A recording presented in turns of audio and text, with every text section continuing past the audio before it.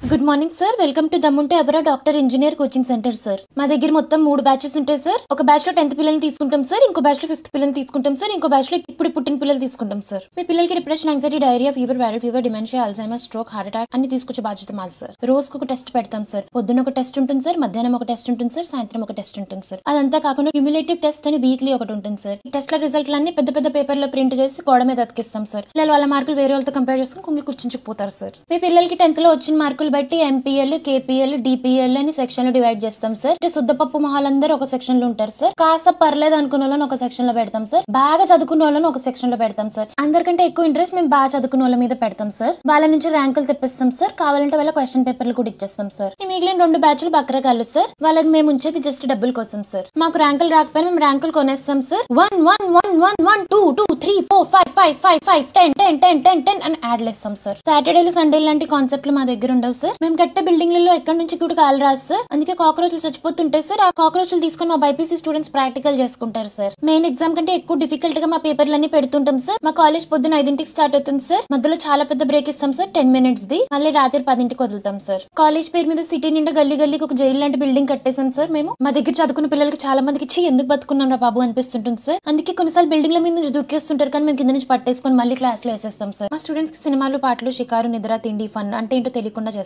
గుడికెళ్ళిన జపం పేరు మీద మా పిల్లలు పీరియాడిక్ టేబుల్ చెప్పిస్తారు సార్. ఉన్న వెయిట్ కన్నా మినిమం 20 కిలోలు పెరిగేటట్టు చూస్తాం సార్. ఫిజికల్ యాక్టివిటీ 0 ఉంటుంది సార్. మెంటల్ యాక్టివిటీ పేరు మీద ఓన్లీ యాంగ్జైటీ నడుస్తుంటుంది సార్. మీరు మీ ఆస్తులు తాకట్టు పెట్టుకుంటే కానీ మా ఫీజులు కట్టలేరండి.